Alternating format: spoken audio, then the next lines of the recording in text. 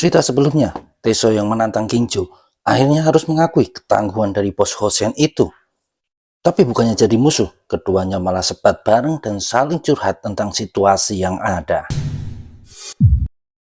Siang hari di kota Toharushi, taman kota tampak lenggang saat ini. Ada Kurosawa yang datang. Dia melihat sekeliling dan tidak menemukan orang yang janjian sama dia. Terdengar HP-nya berdering. Kurosawa mengangkat telepon itu dan terdengar kesal menjawab panggilan tersebut. Apalagi dia disuruh datang ke stasiun. Kurosawa tidak mau disuruh-suruh, apalagi saat ini dia sedang ada urusan di taman. Lalu Kurosawa segera mengakhiri panggilan telepon tersebut. Dia menyebut si penelpon sebagai idiot. Berapa waktu berlalu, dan muncul orang yang menyapa Kurosawa. Dia adalah Shinpei Kitajima, murid kelas 3 susuran. Dia minta maaf karena sudah bikin Kurosawa menunggu. Kurosawa menyahut, bukan masalah besar, karena dia juga tidak menunggu terlalu lama. Shinpei menawari Kurosawa kopi kalengan. Keduanya pun menanggak kopi tersebut barengan. Kurosawa memberi selamat karena Shinpei habis dapat kerjaan. Kakak kelas Kurosawa itu menjelaskan kalau dia baru magang, belum jadi karyawan. Lalu dia berkata, ada sesuatu yang ingin dibicarakan sama Kurosawa. Shinpei bertanya dulu tentang isu kondisi susuran dengan Hosen. Kurosawa membenarkan hal tersebut. Bahkan, perang bisa pecah kapan saja. Tampak muka Shinpei agak putus asa. Kurosawa bertanya ada apa? Karena harusnya masalah Hosen ini tidak ada hubungannya sama Shinpei. Karena susuran tidak pernah memaksa orang buat ikut tawuran. Shinpei bertanya dengan suara lirih, apa perangnya bisa dicegah agar tidak terjadi? Kurosawa sedikit kaget tentang menghentikan perseteruan antara susuran dan Hosen. Shinpei juga sadar kalau itu hal yang susah, bahkan mendekati mustahil. Kurosawa menjelaskan situasinya, meski dia tidak tahu apa yang para senior sedang pikirkan. Tapi yang dia tahu, fraksi Butcher benar-benar bersemangat buat memulai perang ini. Kurosawa juga bilang dia ada kepentingan menyelesaikan urusan sama Mashima dari Hosen, dan momen perang akan sangat tepat buat melakukannya. Kurosawa bertanya, kenapa Shinpei menanyakan hal tersebut? Shinpei menenggak habis sisa kopinya. Dia lalu berkata, kalau perang itu beneran terjadi, besar kemungkinan tawaran kerjanya akan di-cancel. Kurosawa kaget mendengarnya, karena seharusnya itu tidak ada hubungannya. Shinpei menyaut kalau hal itu tidak bisa dihindari, karena citra susuran sangat buruk bagi masyarakat. Bahkan, lamaran kerjanya terus-terusan ditolak. Kurosawa berseru, mendingan Shinpei cari kerjaan lain saja. Shinpei menyaut, dia punya cita-cita. Sebuah impian membuka toko roti miliknya di masa depan nanti. Kurosawa tampak ikut senang mendengarnya, begitupun Kawachi Teso. Dia bilang suka makan roti, apalagi yang isi krim coklat. Sedetik kemudian Kurosawa baru kaget melihat Teso tahu-tahu ada di situ. Dia bertanya kesal, kenapa Kawachi Teso bisa di sebelahnya? Dengan santai, Teso menyaut, kalau Kurosawa yang ngabarin sedang ada di taman. Aku gak minta kamu datang ke sini, seru Kurosawa kesal. Apa kamu temannya Kurosawa? Tanya Shinpei. Kurosawa malah berkata kesal kalau Teso bersikap sok kenal. Tapi bocah armamen itu menjawab mantap kalau dia memang temannya Kurosawa. Bukan, seru Kurosawa. Teso tidak peduli, dia malah berkenalan sama Shinpei. Dia juga seenaknya memberi nama panggilan Sabuchan pada Shinpei. Kurosawa emosi lihat tingkah seenaknya Teso. Tapi Shinpei bilang tidak masalah, karena memang dia juga pernah dijuluki seperti itu saat SD sampai SMP. Kurosawa tidak komplain lagi, tapi dia berseru ke Teso kalau Shinpei ini 2 tahun lebih tua dari mereka. Oh, ternyata Sabuchan itu senior ya, saut Teso tanpa mengganti panggilannya. Dia lalu bertanya, apa hubungannya mimpi Shinpei membuka toko roti dengan pertikaian susuran dan Hosen? Kita pindah dulu ke bagian lain kota Toharushi. Ada 3 murid Hosen lagi jalan santai. Mereka ngobrolin tentang Mitsunobu yang diserang sama susuran. Dan sekarang Mitsuyoshi sedang seperti sapi gila yang ingin berperang melawan susuran. Mereka juga berpendapat Mitsuyoshi mirip sama mereka saat masih duduk di kelas 1. Sangat bersemangat, bahkan pernah berpikir mengalahkan Kingjo. Tapi pada akhirnya, mereka harus menurut pada Kingjo sebagai bos Hosen. Salah satunya khawatir kalau mereka juga tiba-tiba diserang sama susuran. Meski sebenarnya mereka masih di wilayahnya Hosen. Baru juga selesai ngomong, tahu-tahu ada rombongan yang mendekat. 3 bocah Hosen kaget bukan main, karena yang datang adalah Bankat Tsuyuki dan beberapa bocah susuran. Mereka segera memanggil rombongan lain karena sudah menemukan target mereka, yaitu murid Hosen. Ketiganya jadi panik dan memilih buat kabur saja.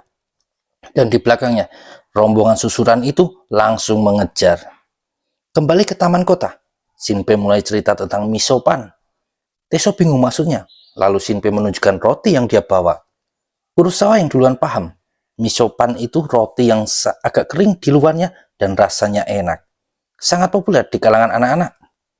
Shinpei menyuruh Teso mencicipinya. Bocah armamen itu memuji rasa misopan yang enak tersebut. Shinpei bilang, dulu dia sering makan itu. Atau lebih tepatnya, cuma itu yang bisa dia makan. Ayah Shinpei meninggal dunia saat Shinpei masih kecil. Jadi ibunya harus kerja siang malam buat menghidupi Shinpei dan adik laki-lakinya. Kurosawa tampak terenyuh mendengar kisah itu. Sedangkan Teso berkata situasinya sama dengannya. Cuma beda, adik Teso itu perempuan. Shinpei lanjut cerita, kalau keluarganya sangat miskin, sampai-sampai jarang makan, apalagi jajan. Tapi ada tetangga mereka yang perhatian dan selalu membawakan misopan untuk Shinpei dan adiknya. Karena kebetulan tetangganya itu kerja di pabrik misopan. Meski yang dibawa adalah misopan yang hampir kadaluarsa, tapi Shinpei merasa kalau misopan itu jadi penyelamat hidupnya. Sekarang dia bercita-cita bisa membuat dan menjual misopan di masa depan nanti. Kurosawa dan Teso terdiam mendengar kisah Shinpei. Teso nanya, apa hubungan semua itu sama perang susuran? Shinpei bilang, dia selalu mencari pekerjaan yang berhubungan sama roti. Tapi selalu ditolak begitu tahu dia dari susuran. Sampai akhirnya, tetangganya yang baik hati itu memintakan pekerjaan di pabrik misopan, meski cuma buat magang saja. Dan syarat agar diterima jadi karyawan adalah Shinpei jangan sampai terlibat masalah, setidaknya sampai lulus SMA. Kurosawa menambahkan kalau maksud Shinpei adalah masalah berandalan kayak berantem atau tawuran. Tapi dia tidak paham, karena Shinpei kan memang tidak pernah berkelahi, apalagi ikut keributan di susuran. Shinpei bilang dia khawatir, begitu perang pecah, tentu kabarnya akan langsung terdengar sampai pojokan kota tua Rusi. Dan orang-orang pabrik misopan pasti mengira dia bagian dari keributan itu. Dan bisa berakibat dia tidak akan lanjut jadi karyawan di pabrik tersebut. Shinpei merasa tidak enak karena pasti dianggap egois, tapi dia sangat ingin kerja di pabrik tersebut. Karena kerja di situ bisa jadi langkah pembuka bagi impiannya. Pengalamannya akan cocok buat Shinpei mewujudkan cita-citanya membuka toko roti misopan. Ditambah mungkin tidak ada lagi tempat yang mau menerima dia kerja. Padahal kalau Shinpei bekerja akan sangat membantu perekonomian keluarganya. Tiba-tiba Teso berdiri dan menepuk punggung Shinpei dengan keras, bahkan sampai bikin senior Kurosawa itu tersentak kaget. Bukan cuma sekali, Teso juga mengulang hal itu lagi. Kurosawa tidak mengomeli Teso, tapi member armamen tersebut memuji Shinpei sangat keren. Dia bilang agar Shinpei tidak berpikir dirinya egois, karena keinginan dan cara berpikir adalah suatu hal yang harus dibanggakan. Lalu Teso bilang, dia yang akan mengurus hal tersebut. Shinpei tidak paham maksud perkataan Teso. Lalu dengan meyakinkan, Teso berkata bahwa senior dari temannya, yaitu Kurosawa, tentu juga seniornya Teso. Dan lagi, memang sudah kewajiban membantu orang yang susah. Kurosawa mengingatkan kalau Teso ini member armamen dan tidak punya kepentingan di urusan ini. Shinpei ikut kaget mendengar Teso member armamen. Kawachi Teso membenarkan kalau dia adalah anak armamen yang suatu hari nanti akan jadi pemimpin TFOA. Dia bilang Shinpei bisa menyerahkan masalah ini pada dirinya dan juga Kurosawa. Teso bilang kalau ini akan membantu seniornya Kurosawa. Perkataan itu bikin Kurosawa jadi tidak bisa menolak. Teso lalu berkata dia memang datang karena ingin membicarakan hal tersebut ke Kurosawa.